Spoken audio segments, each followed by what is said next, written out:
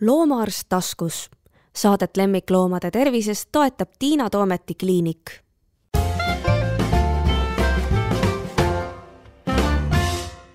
Tere! Te kuulate podcasti Loomaarst taskus ja minu vastas istub minu kolleeg Triin Kass Laanemets. Tere, Tiina! Triin ei ole üldse seekord siin kui loomaarst, ehkki muidugi sa võid loomaarsti juttu ka vahele siin rääkida, vaid kui suhteliselt noor ema ja samal ajal ka koerapidaja. Ja minu esimene küsimus sulle, Triin, ongi see, et kui see 2 aastat tagasi siis oli selge, et sinust saab ema, siis oli Tiiger, sinu Austraalia lambakoer, kui vana? 7. 7 juba, ma kohtunud, et Tiiger on alles suhteliselt kutsikas. Aeg läheb. 7, aeg läheb. Nii, sul oli 7-aastane koer, no ma Tiigrit tunnen, Tiiger on väga tore koer, aga mitte maailma kõige lihtsam koer oma olekult. Hakkasid sa teda kuidagi spetsiaalselt ette valmistama, et nüüd tuleb pereelus muutus? No Austraalia lambakoer on ta on hästi omaniku orienteeritud, et ma natuke ikkagist pabistasin küll, et kuidas me nüüd siin nagu hakkama saame, aga samas on elu alati näidanud, et ma olen tema puhul alati nagu üle pabistanud, et ta tegelikult nagu on väga hea kohaneja. Et mul on temaga väga lihtne reisida, hästi kohaneb nagu uute olukordadega. Ja õelaps oli selleks ajaks 2,5 ja siis ma näin, kuidas ta võiks väikeste lastega nagu olla. Et ma ütlen, oli õelapsega ka niisugust paar olukorda, kus ma ikkagi kehakeelest nägin, et talle nagu väga ei sobi see, et kui keegi tuleb väga kaela või selles mõttes teda nagu kuskilt nagu kisub, et ta nagu ei ole kunagi niisugune koer olnud, kes nagu ründaks kedagi, absoluutselt mitte. Aga mis me hakkasimegi vaikselt, ma arvan, tegema, oli see näiteks, et ta magas meil voodis. Ja selles mõttes elukaaslane ka aktsepteeris seda ja ta on ju nii armas ja suur ja mõnus ja karvane. Ja sellest me pidime kindlasti nagu loobuma ja seda me tegime kindlasti nagu varakult. Et ei teinud vahetult enne beebi sündi, pigem juba ma arvan 2-3 kuud nagu enne. Ja aussi jaoks see, et sa lükkad ta nagu inimese juurest nagu ära, on maailma kõige suurem karistus. Et eks ta sealt ka võttis nagu harjumiseks aega. Aga kuidas sa alustasid seda? Sa ei saa ju ühel päeval öelda, nüüd ei tule voodisse. Kuidas sa teed seda? See vist läks meil õnneks ka nagu, me vahetasime voodit ja meil tuli hästi kõrge voodi. Nii. Ja ta oli vist ennast just oma käppa vigastanud.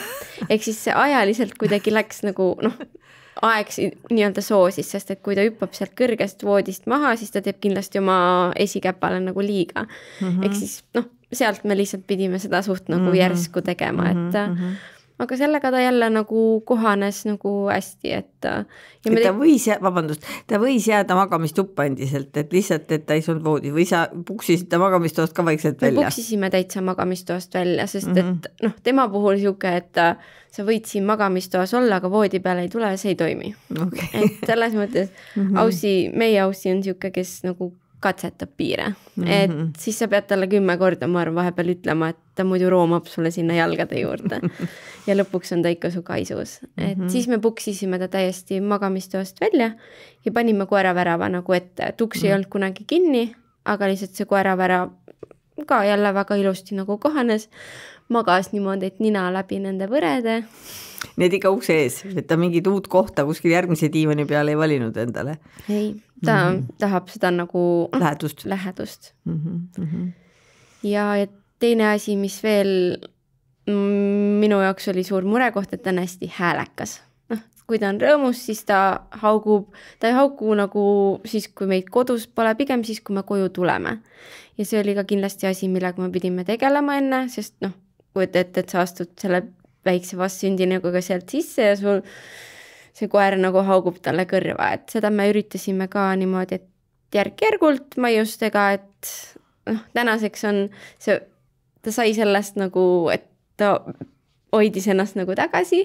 Maiusega proovisime premeerida teda, et ta ei hauguks. Kas on siis see, et astud uksest sisse, topid talle kohe vorsti suhu, et ta ei jõuaks kaukuma hakata umbes nii või? Või siis viskad maha näiteks maiused, et siis ta nii-öelda hakkab neid nagu otsima, et eks see on tema jaoks nagu keeruline, aga selles mõttes jälle, et kui vaikselt seda harjutada, siis see on täitsa tehtav.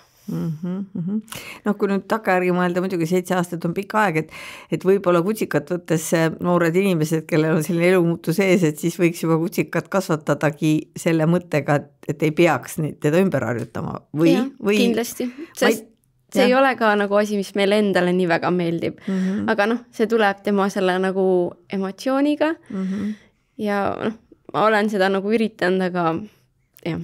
Oli sul tast siis vahepeal hirmus kahju ka, et kui ta seal, just kui ma mõtlen, et sealt magamistoast välja saatmise hetkedel, et no, miks ma pean oma koerale niimoodi tegema?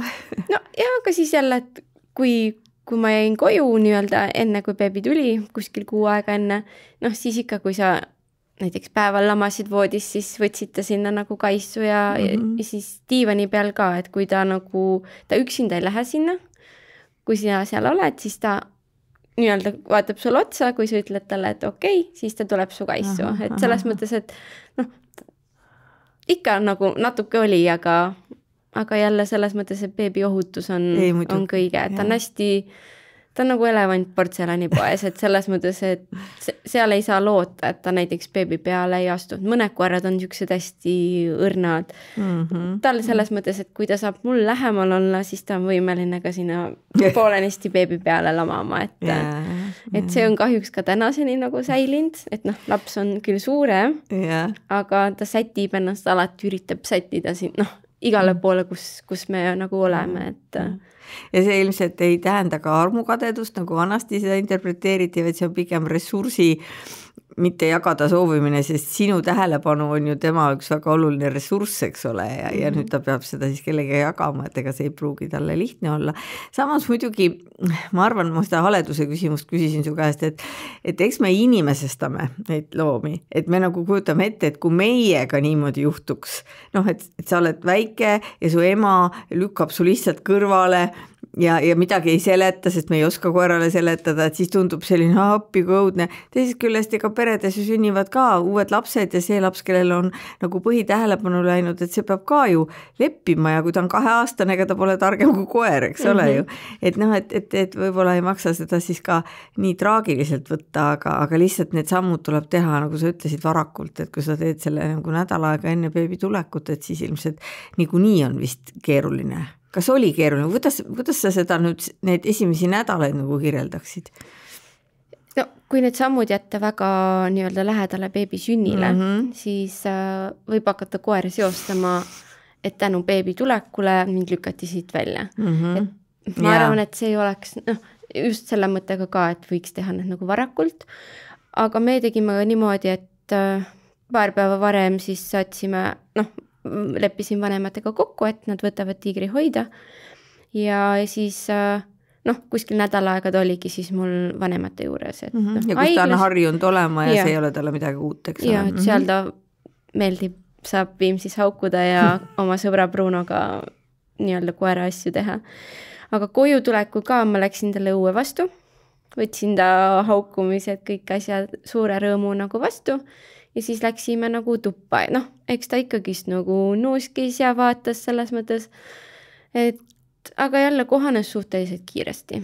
Et ma arvan, et koer on ka hästi siuke, kes vajab rutiini. Ja nad on väga nagu, ma kunagi arvasin, et kass armastab väga rutiini, aga tegelikult koer on ka väga nagu rutiini, et kui jätkata nagu tema seda nii-öelda pidevat rutiini ka beebi kõrvalt, siis see on nagu vähem stressirikas. Et nagu sa enne ütlesid ka, et see nii-öelda armukadedus. Et ma arvan, et kõige raskem minu koeral oli ka see, et see tähelepanu. Ta ei saa seda tähelepanu enam nii palju, kui ta on harjunud see 7 aastat nagu saama. Ja tema jaoks on see nagu suhteliselt nagu stressirohke. Et mõni teine koer, kes võib-olla ei ole nii inimesele nagu orienteeritud, võib-olla võtaks seda asja natuke nagu nii-öelda lõdvemalt. Aga me panime talle enne lapse sündi ka selle adaptil kaelarihma, feromoonidega kaelarihma. Mis laseb nagu uutes oludes kergemini kohaneda, eks ju? Ma ei tea, kas see aitas või ei aidanud, aga elukaaslane käis temaga, hakkaski siis rohkem nagu temaga nagu väljas käima. Trennid jäid muidugi ära, mis oli tema jaoks, Aga kui tihti sa käisid kord nädalas? Ega sa ka päris lõpuni ei käinud või käisid täitsa kuni sünnituseni praktiliselt? Mingi 1,5 kuud enne treener ütles, et ta ei taha mind enam trenni. Nii et ta niikuinii oli juba, pidi tal nagu paus olema, eks ole ju.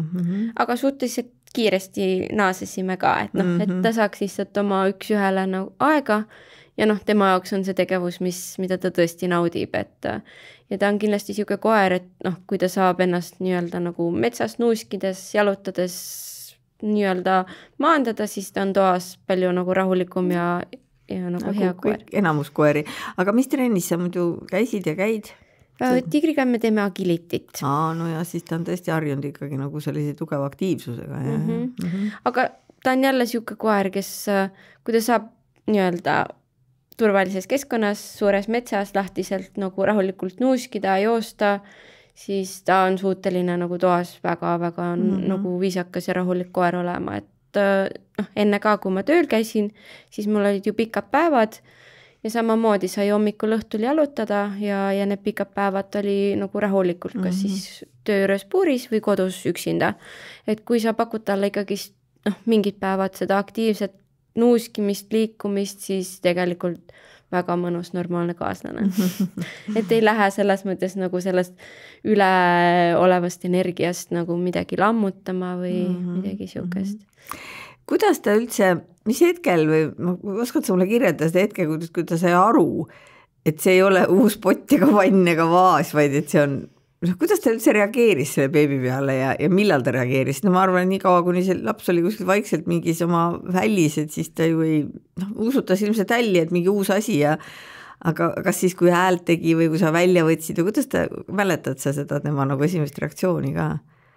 Ta pigem selles mõttes, kui oli nii-öelda see algusperiood, kus me olime hästi palju, olingi beebiga diivani peal, siis ta sättis ennast kogu aeg nagu mu jalgade alla või mu käe alla, et selles mõttes, et oli kogu aeg nagu olemas ja isegi kui beebi väga nutis, siis pigem nagu ta vaatas, aga selles mõttes, et ta kuidagi nagu ei võtnud seda nagu, ei stressanud selle pärast. Ei arvanud midagi sellest. Ei arvanud väga midagi.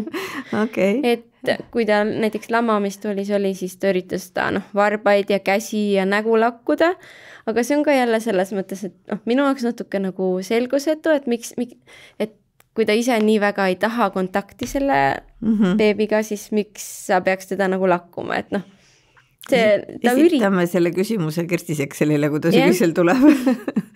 Et see nagu mind siiamaani nagu väga huvitab, et ta ei nagu, ma ei näe, et ta mingi väga põleks, et meil on laps. Et pigem ta nagu aksepteerib, aga et jah, ta üritab kogu aeg teda nagu lakkuda. Äkki nad muudavad neid omaks lakkumisega, et võigi siis jääb temal, ei tea, see on nüüd praegu ainult arvamise tasandil. No ilmselt siis, kui see esimesed nädalad läheb niimoodi valutult ja te olete sellised ettevalmistused teinud, siis järgmised need sellised keerulised hetked on siis, kui laps hakkab roomama ja muidugi ma ei taha üldse öelda, et kui hakkab käima ja jooksma, et need on muidugi tõelised väljakutsed vist. Esimene väljakutse oligi minu jaoks siis, kui beebi hakkas liikuma. Et hästi oluline on tunda koera kehakeelt. Et Austraalia lambakoer ei ole siuke pehme kuldne retriiver kodus, et ma pidin selleks olin sellest nagu teadlik ja esimesed nagu siuksed reaalsused tulid minu jaoks siis, kui ma kuulsin esimest korda, kui tiiger urises beebi peale.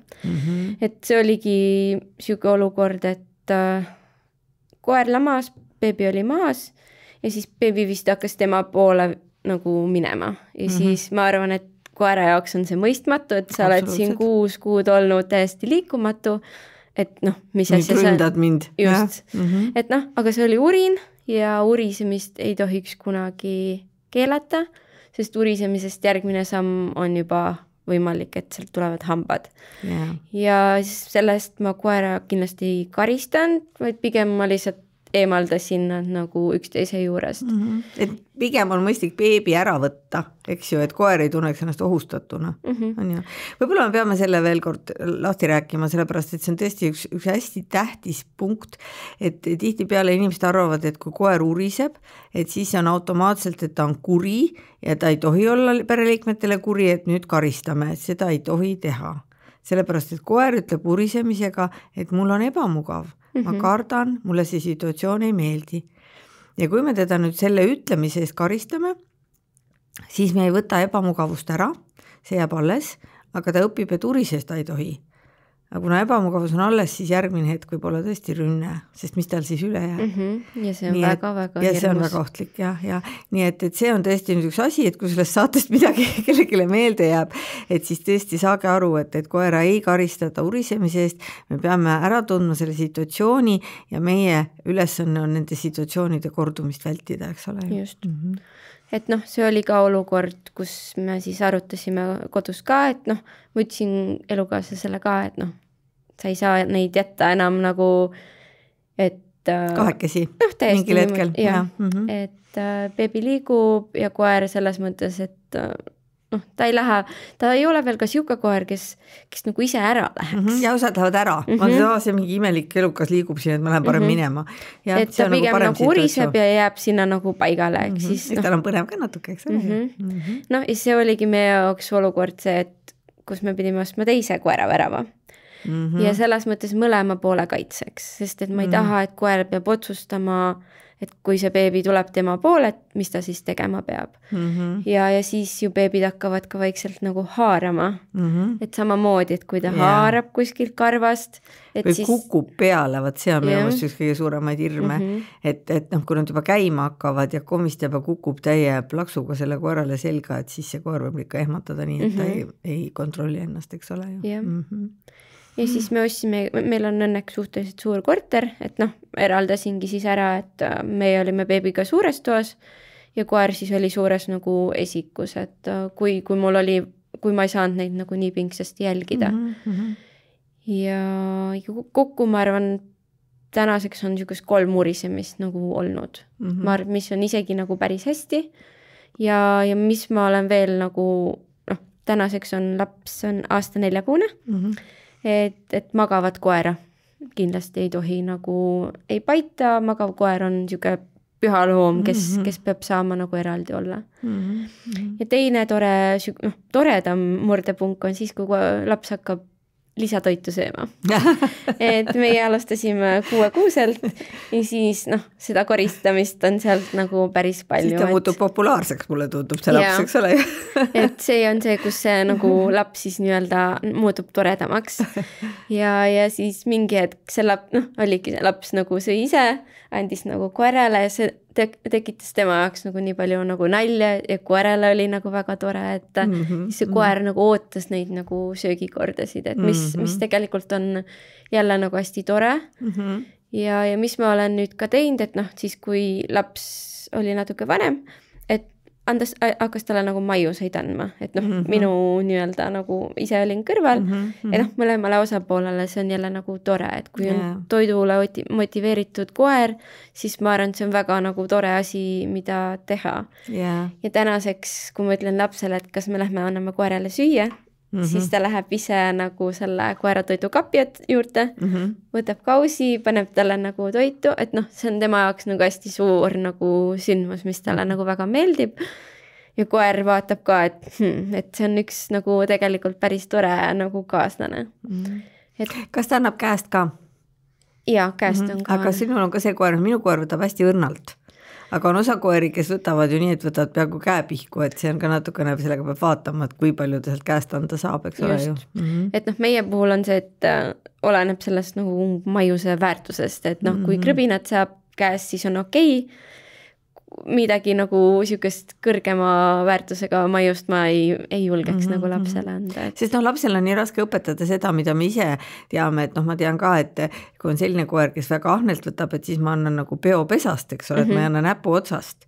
Ja, aga lapsele on sellist asja raske õpetada. Seda on keeruline. Ma oma koerale võin anda näpu otsast, et ta ei söö mu näpu otsi ära, aga on palju koeri, kes lihtsalt võtavad ampsti ja ongi kogu lugu.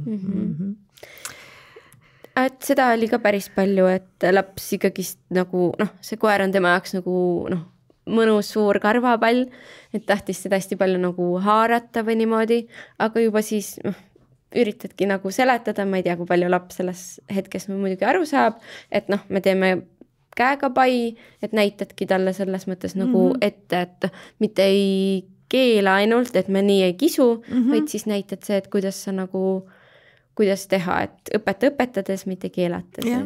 Me oleme ju koeri kasvatades selle kõik endale selgeks saanud. Täpselt. Et ega see lapse kasvatamine selles mõttes nii palju erine, et ma arvan ka, et kui sa oled otsustanud, et nüüd teeme pai ja ta hakkab karvu kakkuma, siis sa võtad lihtsalt see lapse kaenlasse, ütled sorry, et nüüd see seanss on läbi ja järgmine kord proovime jälle, et ega ta ju saab ka aru, et ta jääb sellest mõnust ilma, kui ta ei käitu reeglite päraselt, eks ole. Või siis, et teed selle käe lahti ja siis teed tema käega koos pai, et mina olen pigem nagu niimoodi teinud, ja ma ütlen, et see kehakeele lugemine on üks väga-väga suur asi, et kui ma juba näen, et see koer hakkab imelikult midagi tegema, siis ma nagu eraldan, et ma arvan, meil siuke nagu murdepunkt oli siis umbes, kui laps oli siuke aasta 1 kuune, kus ma ise võtsin selles mõttes, ma ei eraldanud neid nii palju enam, et laps oli küll hästi liikuv, aga ta toimetas hästi palju nagu muude asjadega, et see koer, ma ei tea, kas see, et ma neid eraldasin nii palju, et see koer ei olnud tema jaoks enam nagu nii huvitav või selles mõttes, koer oli kogu aeg tema jaoks nagu olemas, ta sai teda sööta, ta vahepeal nagu pai teha, aga ta ei jooksnud, või selles mõttes, ei käputanud tema juurde nagu igal võimalusel ja ei läinud igal võimalusel nagu karvu pidi kiskuma.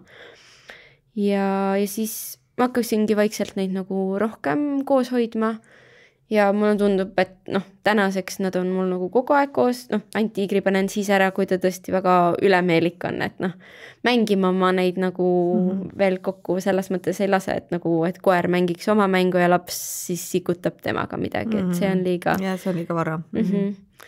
Aga ma ütlen, et tänaseks kas see tõesti, et ma neid nii palju nagu ise hoidsin ja vaatasin, on tiigris ka tekitanud seda tunnet, et see laps on tore, et ta ei ole see, kes ainult tema nagu peal otsas näiteks mingi, ma ei tea, ratsutaks või karvades kinni hoiab, et ma olen täna õnnelik, et nad siukses nagu suhtes on, et ta ei ela, kindlasti ei saa tal kunagi, ma arvan, väga niimoodi kaelas elada, nagu mingite videote pealt olen näinud. Mõned koerad, jah.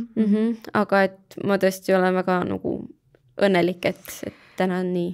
Sa rääkisid sellest kehakeele jälgimisest, võib-olla oleks seda mõistlik natuke lahti seletada, et mida sa siis oled märganud, kas ma jälle saan aru, et seda on raske, see on selline üldpilt ja seda on raske kirjeldada, aga mis see on, kõrvad lähevad imelikuks, sabahoid või mis see on, mida sa nagu tiigri puhul kõige rohkem märkad, et kui ta tunneb ennast ebamugavalt ja on selline kahtlane? Siuke nagu pea ärapööramine või siuke nagu vältimine, siis see silmavalge tuleb nagu rohkem. Kõõritab nagu natukene. Ja siis ka nagu kõrvade hoid on tema puhul, mida ma olen nagu märganud. Ja elukaaslane ka on nüüd õppinud neid märke nagu vaatama ikkagist, et ja kohe, kui midagi on, siis kutsud ära, teed aga midagi muud, eks ole, kas või viskad toitu kuskil, ütled, mine sinna, vaata, mis seal on või. Aga sinu vanematel on kuldne ja teil on enne ka olnud, et kuldne on võib-olla rohkem koer, keda sa tunned, eks ju, et kas kuldne on teistsugune? Kuldne on täitsa teistsugune. On jah? Et eile just oli situatsioon, vanemad hoidsid mul last ja selles mõttes, et see koeravärava sa isegi ei mõtle selle peale, selles mõttes, et ma arvan, et kui see kuldne, kes vanematel on, elaks minuga, siis ma arvan, et see olukord, nagu ma ei oleks pidanud see aasta, ütleme niimoodi, 1,5 aastast kuni aasta nii pingsalt kogu aeg nagu jälgima, et see koer midagi beebile nagu, et midagi ei juhtuks, et see kuldne ikka, noh, ta on ikka väga siuke mõnus ja pehme ja noh, kindlasti me ei lase kuldset ka nagu, et laps suhtub temasse samamoodi nagu meie koera, et ta paitab ja noh, ta vist on vahepeal üritanud nagu kallistada ka, aga kuldse retriiveri puhul ma tean, et noh, selle me ei saa teha üldistust, eks ole, kuna kuldseid retriiverid on nii palju, siis minu meelest nad juba juhivad hammustuste poolest kuskil maailma statistikas, aga see ei ole mitte sellepärast, et nad oleksid kurjad, vaid need on palju, aga noh, alati on nagu indiviide, nii et me ei saa nüüd ka jätta sellist vale muljet, et kui sul oleks kuldne retriiver olnud, et siis oleks pidanud, et noh, et siis sa ei oleks pidanud neid ettevõtlusabinõusid tarvitusele võtma, et ikka oleks, aga võib-olla natuke vähem ja oleks kiiremini nagu sellest aedikustamisest välja tulnud. Aga noh, selge on see, et ka kõige leebem koer, noh just ma ütlesin see, et kui see ebakindlalt kõndiv laps tal äkki peale kukub, et ka kõige leebem koer võib ikkagi ettearvamatult käituda, eks ole, nii et noh, et selles mõttes ei saa me, noh öeldaksegi tänapäeval, et isegi alla 6-aastast last ei tohi jätta hetkekski omapäi. Et siis kui on 6, no ma ei tea, ega see ka mingi maagiline number ei ole, mõni on ju 5-aastaselt väga tark ja teine võib-olla veel 8-aastaselt ei oska koerad käituda, aga noh, on võetud nagu selline seisukoht, eks, et siis ei tohi nad olla nii, et täiskasvanud inimest ei oleks juures. Aga kas kuldse kehakeel on ka lihtsam? Kas sa saad tast paremini aru või ta on olnud teil niisugune nunnu, et ta ei teegi mingit, ei kõõritagi või ei vaatagi? Ta pigem on niisugune nunnu olnud siiamaani, aga ma ütlengi, et noh, minu arust on lapse ja koera nagu nii-öelda omavahel harjumise kõige olulisem see, et me ei teeks koerale liiga. Et selles mõttes, et noh, sageli kui ongi mingid olukorrad tekkinud, siis tegelikult see koer ei ole nagu kunagi süüdi, et noh, ma arvan, et minu Austraalia lambakoer võiks vabalt olla väga suur probleemkoer, kui ma ei oleks neid kõiki nagu ettevaatusabinõusid nii-öelda kasutanud ja ma võiks olla täna võib-olla selle ees, et ma tahaks selle koera nagu ära anda, et meil oleks midagi nagu juhtunud. Et ma arvan, et kõik hästi-hästi oluline on see, et me kaitseks seda koera täpselt sama palju, kui me kaitseme seda last. Ja esialgu võib-olla isegi rohkem. Või no isegi mitte kaitseks, vaid nagu, no ma ütlen füüsilist kaitseks, sest nagu see beebi on seal selline liikumatu pamp, siis meil ei ole võib-olla koera kaitsta beebi eest, aga just see, nagu sa ütlesid, et see on üks teine asi, mis võiksid kõlama jääda, et see tema rutiin ei muutu. Et talt ei võeta midagi väga olulist ära. Noh, olgu, et te pidite ta küll magamistoast välja puksima, eks, aga siiski, siis mingid muud asjad jäid kõik ikkagi samaks.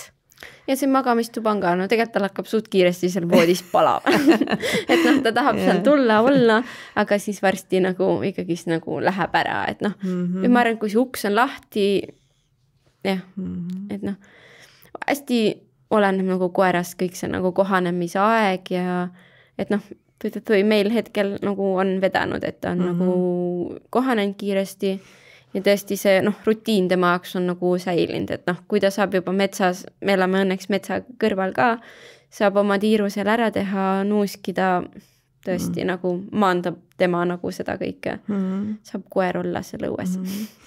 Aga kui laps jookseb, mis sa siis teed? No ma ei tea, kui kiiresti ta sul toas sibab ja kui palju seda ruumi on, aga siis õues? No tema on siuke, tahab karjatada.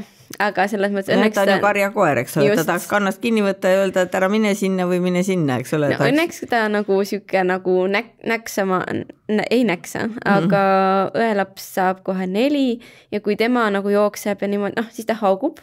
See on siuke, et võtke mind nagu ka mängu ja siis ka ta tormab, et selles mõttes ta lihtsalt võib oma tormamise hetkel nagu selle lapse nagu maha. Pikali joosta. Just täpselt. Et ma ütlen, et elevant portselanipoes, et ta tõesti, ta on võimeline näiteks lapsest nagu üle jooksma, et see ei ole isegi see, et ta nagu teeks seda nagu pahatahtlikult. See on lihtsalt nagu hoos, nagu ta teise kutsikale jookseks otsa, eks ole. Täpselt, et see on kindlasti nagu see koht, et kus laps peab vaatama. Jah, aga ma arvan, et jälle on tehtav. Sest et jah, seda nad teevad, ma olen meeles, et meil oli suvilas, kui naabritel oli dogi ja siis mu tütar oli selline mingi 3-4 ja siis dogi lihtsalt jooksis ta jalust maha. Aga eelis oli jälle see, et kuna ta oli koertega harjunud, meil olid koerad, siis tema jaoks ta lihtsalt tõus püsti ja nagu teine laps oleks saanud täiesti närvivabustuse, võib-olla siuke suur koer jookseb siin maha, eks. Aga ta tõusis püsti ja siis, et mis seal ikka, täna juhtus nii. et tegelikult see koertega koos kasvamine on selles mõttes õudselt hea, et need lapsed, kes koeri ei karda, aga neid, keda on õpetatud, et koera juurde ei tohi minna ise esimesena, eks ole. Kui ei ole omanikud luba küsitud, siis nendega minu meelest, võib-olla ma nüüd ka eksin, aga mul statistikat ja nendega juhtub harvem igast õnnetusi. Sest nad lihtsalt nagu käituvad, kas pööravad ära või tõmbavad, see ju aitab ka teinekord, et koer sinu poole jookseb, üks väiksema lapse puhul, et tõmba ennast selliseks kookoniks, tõmba ennast nagu kokku, ole selline mõttetu muna seal ja siis peale see koer lähebki mööda, see ei ole enam huvitav. Aga see kätega vehkiv ja kiljuv laps on ju hästi põnev, et seda tahaks ju mängida ja ta taga ajada, eks ole ju. Praegu, kui me lapsega õues käime, siis tema põhihobi on need mingi puuoksad ja käbid. Ja siis, kuna me liigume hästi aeglaselt, siis tiigril hakkab ka igav ja siis ta tahab tulla neid puuoksi tema käest. Ja siis on lihtsalt, lapsel on see, et keegi võtab talt midagi ära nagu. Et see on nii-öelda nagu, mulle tundub ka, et see on natuke siuke nagu tore mäng mõlemale ka, et see koer nagu huvitub sellest, mis sina teed. Ja eks ma näe, kuidas nad veel nagu, ma arvan, kõige raskem periood on möödas, aga eks see laps ju läheb aina liikuvamaks igatepidi, et vahel ma olen näinud, kui ta on siuke nagu, mingi ulakam periood, siis ta on näiteks tiiri selja peale nagu patsutanud või siis ka, et sa näed, et see koer vaatab, et siia ta ei ole nagu halva pilguga vaadanud, aga pigem nagu ehmatab, et kuidas sa nüüd mulle niimoodi tegid, et põnev periood. On sul veel midagi, mis sa tahaksid kindlasti tulevastele lapsevanematele südamele panna? Ma arvan, et ongi see, et me ei laseks seda, et lapsed kuidagi teeks koerale ka liiga. Et kui vaja, siis kasutaks näiteks puuri, koera väravaid. Mu vanemad on ka selles mõttes vaadanud, et miks see tiiger kogu aeg seal värava nagu taga oli. Aga ongi see, et kui sa ise tead ja tunned seda koera nii hästi, siis lihtsalt see periood, ma nägin, arvasingi, et see kergem hetk nagu tuleb. Et see, et ma nagu neid seal mingi 5-6 kuud nagu eraldan, nad ikkagist vahepeal nagu olid koos ka, aga ma ei jätnud neid kunagi nagu üksi. Et selles mõttes, et kui see kõige kriitilisem periood olla nagu hoolas, siis ma arvan, et pärast on palju nagu kergem ja sealt ma loodaks, et tuleks ka vähem koeri, keda tuleks ära anda sellepärast, et perre sündis laps ja näiteks koer hakkab last ründama. Et ma ei kujuta, et mis seal peab siis nagu nii halvasti juhtuma, et see koer ikkagist nagu lastakse sellisesse seisu, et ta esimene variant on nagu rünnata. Siis on ta lastud sellise seisu. Mina kardan sama. Muidugi teine probleem, mis võib olla, on see, et kui on selline koer, kes on harjunud saama tähelepanu ja saama näiteks haukumisega ja ega see ei lähe ju üle, eks ole, siis ta saab veel vähem tähelepanu kui beebi on majas, aga kuna tema on harjunud seda haukumisega saama, siis see haukumine intensiivistub ja ma kujutan ette seda vahest ema, kes on niigi magamata ja närvis ja kui tal on siis veel haukuv koer, et kõik need asjad on sellised, millega peab ilmselt juba varakult tegelema. Ja ma arvan kõik mingid söötmismängu asjad, et siis tulekski seda, et kasutada neid asju nagu võib-olla rohkem, et see koer saaks oma mingigi nagu aktiivsuse, kas või leppida alguses kokku, et mingi sõbraga, kellega koer on harjunud, et käiks temaga näiteks jalutamas pikemal jalutuskäigul. Ja mina ise, kui me hakkasime ikkagist vankriga õues käima, mis siis, et tiiger ei ole kõige nii-öelda toredam jalutuskaaslane, et ta võib rihmas ikkagist päris palju tirida, aga ma ikkagist võtsin ta nagu kaasa, tegin siis nagu väiksema tiiru, aga tema jaoks see, et kui ma jätan ta nagu maha ja lähen selle lapsega õue, see on tema jaoks nagu väga nagu stressi. Solvang. Võib öelda niimoodi. Me ei saa muidugi koerale interpreteerida nii, aga võib-olla. Huvitav, kas oleks turgu sellisele koolitusele, et kui noortele emadele tehakse beebikooli, aga siis noorele emale siis koerakooli, et kuidas siis sulandada seda elu niimoodi valutult kokku siis koera ja lapsega. Ma arvan, et me hoiaks ära neid, et koer peaks vahetama oma pikaajalist kodu, siis ma arvan, miks mitte. Jah, mõtleme selle peale. Aga aitäh sulle, Triin! Aitäh kutsumast!